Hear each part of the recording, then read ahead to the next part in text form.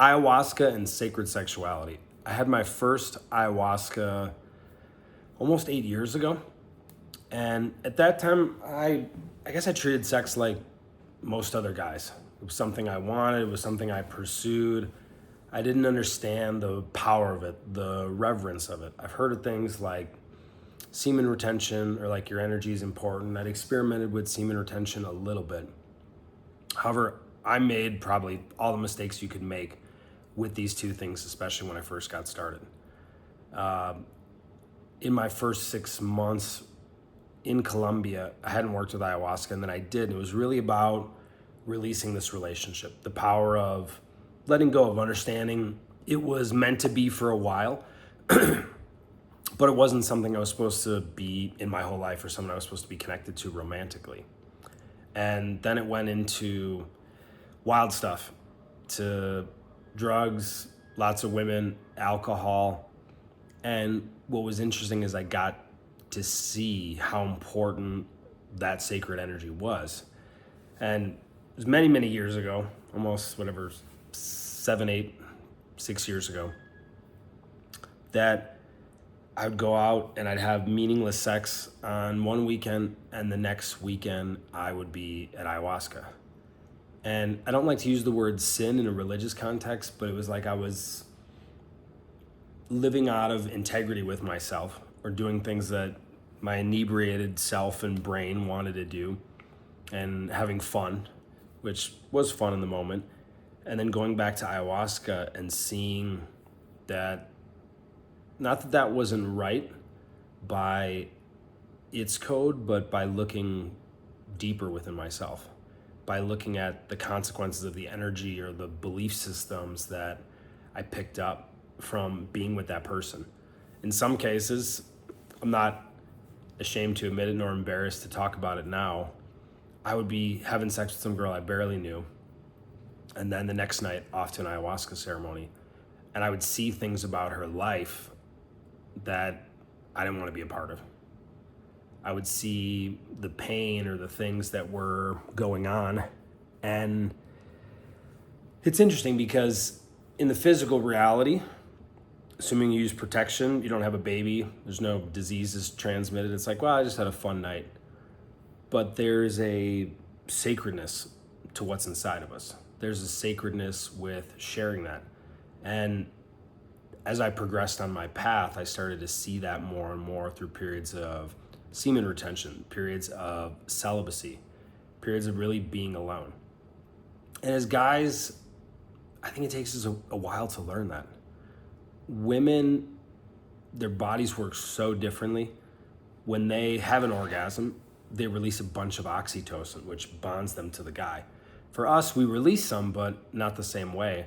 So biochemically, it's almost like they have a deeper connection with spirit, whether it's in their body or a connection from above, however you want to look at it. And the way they feel, the way they see things differently, the way they connect differently. So in a way, I would say women are more intelligent and vulnerable in ways. Men have different vulnerabilities. We'll talk about more of those later with their sexuality. And it's an interesting opportunity to have, because I see a lot of guys, and it matters what age, but it doesn't. You know, when we're in our teens or 20s and it's porn, Tinder, things like that. But we can get into that stuff when we're older, when we're 30s, 40s, 50s, 60s. And now you can take testosterone, have a trainer, peptides, and you can have a guy who's 80 and has money, who's living like he is when he's 20.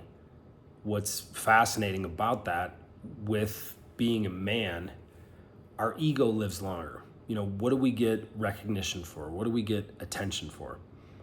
Look at women for a second. Women get a different level of attention when they're 20 than when they're 30 than when they're 40. If all they're offering is just their body, which some women that's what they think all they have to offer, which isn't true, but some women think that way. So their ego, or their easy way to get attention, post a photo on Instagram of them in a bikini, can have a motivational quote, and they can connect with people, they can get attention. And that has kind of a shelf life for men as well. But if it's just the physical, women don't get the same bikini attention at 20, at 30, at 40, at 50. It's not a judgment, it's just generally how it works.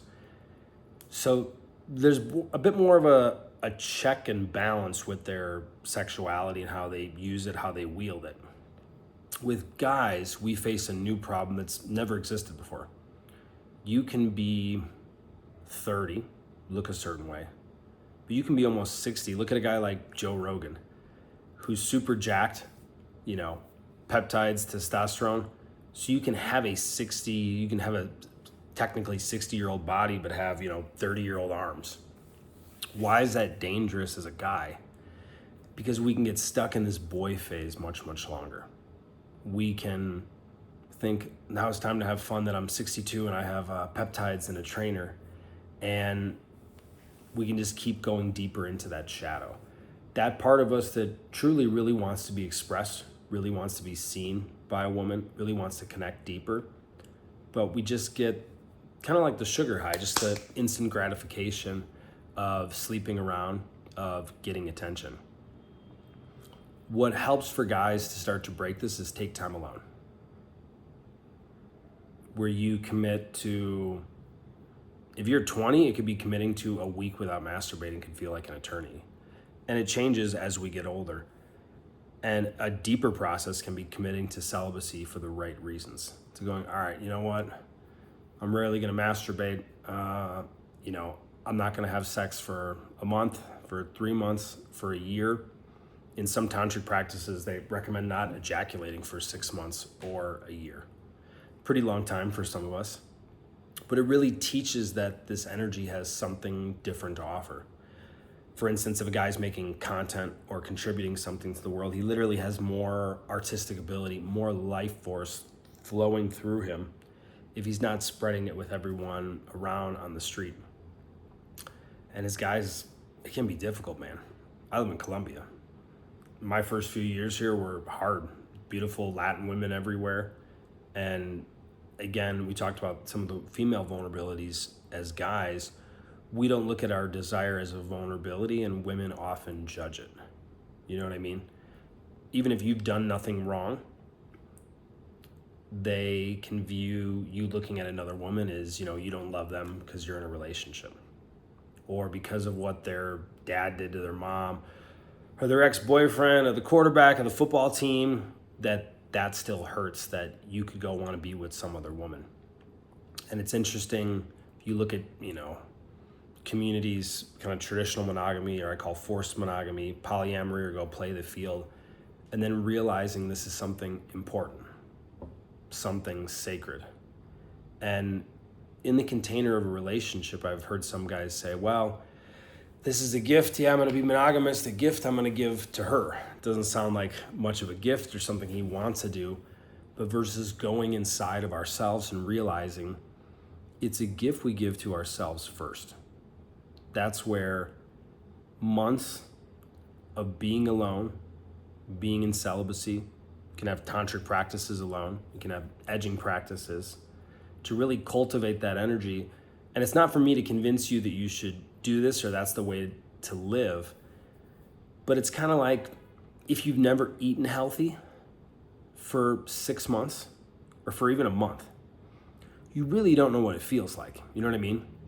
You can read a blog and someone says, yeah, if you ate more vegetables and fruit and, cut out trans fats and ate healthy saturated fats like, olive oil, coconut oil, avocado oil, things like that, you'd feel better. But it's super different when you've done that for 30 days.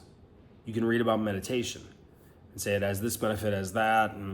But when you actually got up early and meditated for 10 minutes, 15 minutes, a half an hour every day, you feel different. So by harnessing this energy, by knowing how to move this energy, it really allows us to deeper connect to who we really are. And what I find and what I wonder more and more is how many guys can just waste this energy their whole lives. And it's almost like it's an untapped resource that we really never know that's inside of us. Like a fuel source, like this burning nuclear energy that we can feel localized in our body down here, but we can spread throughout the whole body. So something I wish I learned earlier that I had to learn the hard way that hopefully you find out the easier way. This energy is sacred. To hold it, to use it, and if you have the privilege to work with ayahuasca, you'll probably see even more.